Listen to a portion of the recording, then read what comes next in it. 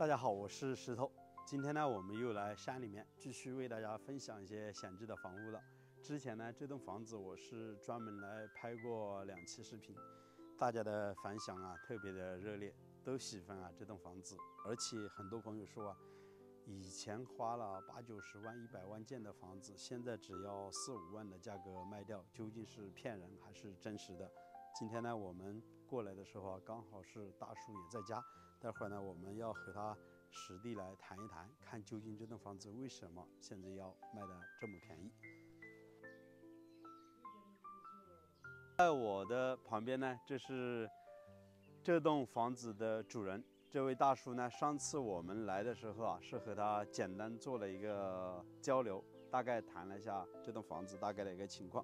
那大叔你好，我们看到你这栋房子是建好了毛坯房，没有过多的一个装修。是的，这栋房子是在你手上建的，还是什么样的一个情况呢？在我手上建的。在你手上建的。是。上次你告诉我说，这是以前你们厂里面的一栋房子。对。以前抽水用的。是的。哦，那现在厂里面经营的情况怎么样？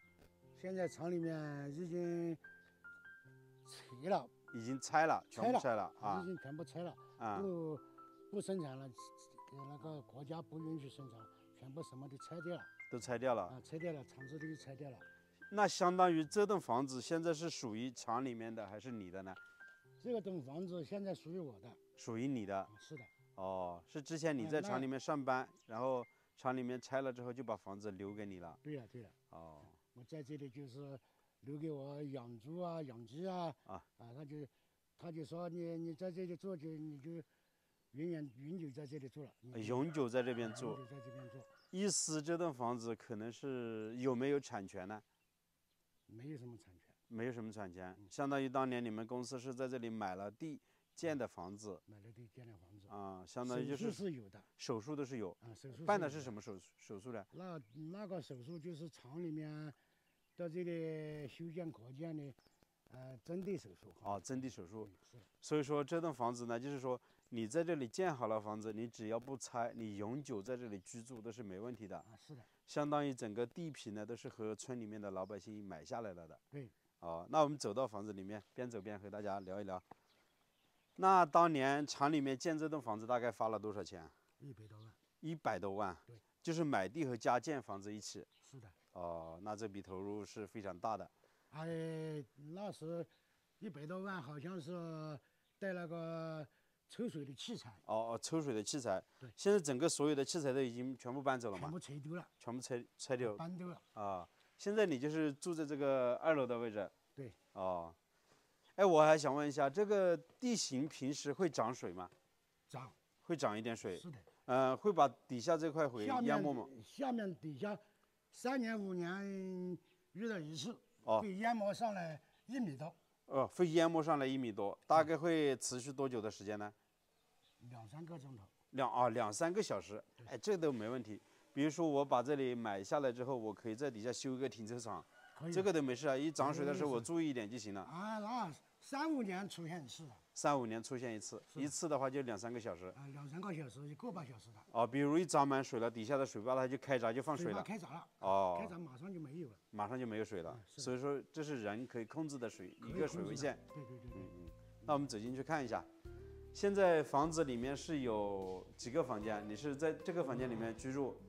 卧室。一个卧室，有一些衣物，然后这边有个床，上面还有空调。是的。也看一下整个房间呢，还是都刷了一个大白墙，还是比较不错的。你今年多大了？62岁。62岁了。是的。身体还挺不错。这是养的一条狗。养的，自己养的。平时在这里和你作伴。在网上买回来的拉布拉多。拉布拉多这背后呢也是相当于以前是一个配件室。配件室。配电室。配电室现在整个设施呢也全部都给拆了，我们走进去看一下有多宽。以前就是一个配电室。配电室也有这么宽，其实可以整理一下，也是可以作为一个房间来使用的。房子的整体结构呢都还挺不错。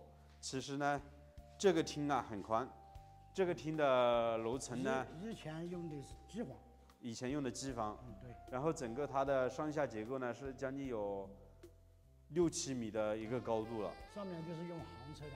哦，上面这个机盖电机和水泵都相当重的。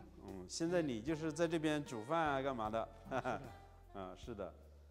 那我也想知道，像这样的一栋房子，之前我是和你大概谈过一次，我说，你年纪大了嘛，你想回到村里面去养老。对。然后呢，如果一次性给你，毕竟现在房子已经是你的房子了。对。如果一次性给你补偿个好几万的话，能不能就是说我在这边长时间的居住，或者永久在这边居住这样子的？可以。也可以。大概多少价格呢？你觉得比较合适？大概这个怎么说呢？反正你需要多少都可以。多少都可以。7、8万啦，5、6万啦。5、6万、7、8万的一个价格，反正可以谈。在黄金地段，这个就是上百万的。对，黄金地段的话那就很贵，毕竟这个是在农村，门前呢就是方便钓鱼而已。方便钓鱼，其他就没什么了。他们天天都有那个游艇在这里跑上跑下的。跑上跑下的3个、5个、10个、8个，一到热天了还相当多的。对。开起游艇在这里游览玩耍钓鱼。可以。那我们再好好的看一下这栋房子，确实我是挺满意的，因为之前呢是专门来过一次，又拍了视频大家都非常的喜欢，好多朋友都说，让我再和这个大叔我们实地再来了解一下情况，究竟我之前说的4到6万左右的价格能不能把这栋房子拿下来？刚才通过大叔的一个口中里面也得知，差不多应该也是差不多这个价格可以拿得下来。因为毕竟他60多岁的年纪呢，这边距离村里面还是比较远的，他也是想回到村里面那边去养老，更方便一些。一个人住在这边呢，也是显得有点孤单了。那我们再走到1楼的位置具体再看一下整栋房子大概的一个情况。大叔这后面的地是老百姓的还是你们当时买的？老百姓的。老百姓的。像在这边的地，如果我们想租下来的话，一年大概好多钱一亩？大概那就相当便宜的。一年大概好多钱？那200、300的。2、300一亩地。对。这个还是很便宜的。对。比如说租个10多亩、20亩，在这里搞点种养结合也不错。可以。可以的可以。这条路也是你们买断的？是的。所以现在做一点硬化的话，车子是可以开到院子里面。没有问题的。没有问题没有问题的。你要租地，要是大批的。种植在上面那个尾沙库了，尾沙坝有上百亩的。上百亩的地。就是这个。就是上面那个。所以这个地方还是很不错。是可以租出来。你看这里好宽的，随时可停4、5个车。这个5个车停车。这个1楼呢，当时我说的，如果把它做成隔断墙的话，可以做一个房间来使用。那可以做。但是刚才你说可能3、5年呢会碰到一次涨水，这个水位上来之后可能会淹没那么1、2个小时是。所以说作为房间还是有一点点风险，但是作为停车的区域是非常不错的。或者做一个开放式的一个厨房，朋友聚餐也是非常不错的。以前我们就是那2栋房子那2栋房子也在淹没过。以后才想办法跟这边提高整体提高下面就加工以前那2栋房子是干嘛的呢？也是抽水使用的。抽水使用的房子。以前那个是老房子，修了这个就不用那个了。修了这个新房，这个老房子的话就不用了，但是也没有拆掉，给它保留在那里。拆了没去作用了。如果给它整体拆掉的话，整个院子还是挺宽的，有100多平的。好宽的。好宽。这个主要来个小挖机几下子就搞平了。对。其实最喜欢的还是门前的这个风景。这边的清水江，它整个深度将近有多深啊？大概有5、6米。5、6米左右。那这一段水位不深，但是钓鱼应该比较好钓。钓鱼好钓。我看对面呢都打的有那个钓鱼的伞。打的有钓鱼台。上次我来的时候，这个水呢就有点浑浊，现在呢就清澈了许多了。对。头2天上面下雨了。下雨它涨点风水。我们没有事的时候，我就坐在这里钓点小鱼。钓点小鱼啊，随随便便就钓个1斤8、2斤啊。哦，可以。那你现在这栋房子是通水通电吗？通水通电。喝的是哪里的水呢？水啊。打的井水、自来水。哦，打的地下水。地下水。电的话都是用。电就是用龙王电。龙王电。哦。以前我们那个变压器，拆掉了，公司就拆掉了。公司就直接和那个龙王联系牵过来的。相当于用村里面的龙网电。对。行，大概的情况就这个样子。今天呢，我们也是带长沙的几个朋友过来看房子的，他们也是看到我的视频非常喜欢这栋房子周边的环境，都觉得好像这个价格太不可思议了，所以呢，专程跑了几百公里，开车过来，就实地了解一下这栋房子大概的一个情况。待会儿呢，我们就好好的和这个大叔谈一谈。这栋房子距离县城将近是有25公里左右，距离镇上将近有7、8公里，实际上交通也是挺便利的。这栋房子呢是独门独院，距离村子将近是有1000米左右，所以在这边生活呢是非常安静。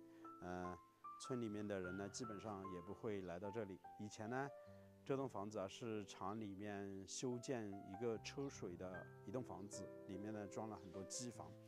现在厂里面倒闭了之后，整个所有的设备都拆了，房子呢是留给了这个大叔，所以现在是大叔在这边管理。然后我背后的这条土路呢，就是整个厂里面当年买断下来的，车子呢是可以沿着这条土路开到院子里面的。这边距离进村的主路将近是有150米左右。然后我们也可以看到，在这栋2层楼房子的旁边呢，是有2栋小小的平房，以前呢也是机房，里面呢都是装的有设备。建好了新房子之后，这2栋房子呢就不用了。现在我就想着，如果把它买断的话，这前面的房子可能要给它拆了，还是挡住了整体的视线。还有大家非常关心的一个问题，就是说这个位置可能会涨水。我们也和这个大叔呢通过交谈了解到，他说一般3、5年左右可能会涨一次水，大概它持续的时间呢会到1到2、3个小时之间，因为呢底下是有处水坝，如果一旦涨水了之后，大概有个50-60公分，底下的水坝一放水，马上就可以排得干干净净。我就在想，如果像这样的一个院子，做一个全部的硬化或者种一些花花草草，就算它涨了水之后，这个1、2个小时马上退走，这个对于整个院子应该是没有多大的一个影响吧。这边呢，应该是我第2、第3次来到这里了。每次来我都会来到这边的悬崖峭壁边上看一看这里究竟藏没藏鱼。刚才大叔也告诉我，每次附近的村民都会到这里来钓鱼。他说这个崖壁的下方是一个回弯处，经常呢喜欢在这里藏一些大鲤鱼、大草鱼。看今天的水质还是特别不错的，前一段时间是下了雨，有点浑浊，现在是特别的清澈。刚才我们是和这个大叔好好的了解了一下，实际上听他的一个语气，他说的是7、8万、5、6万都可以买得下这栋房子。实际上以我个人的判断，应该是5万多的一个价格，可以把整栋房子加上周边的这个地皮给拿下来。当然呢，最大的问题就是这栋房子呢，买了之后不能拆，如果拆了重建的话，这边呢就不允许了。所以说建好了房子在这里居住装修，然后永久性的去使用，完全是没有问题的。那朋友们，你们觉得这样几万块钱能买下当年花了100多万建的房子，究竟值不值得，划不划算呢？欢迎大家在视频的下方留言。好了，这期就为大家分享到这里，我是石头，喜欢的请记得点个订阅，我们下期再见，拜拜。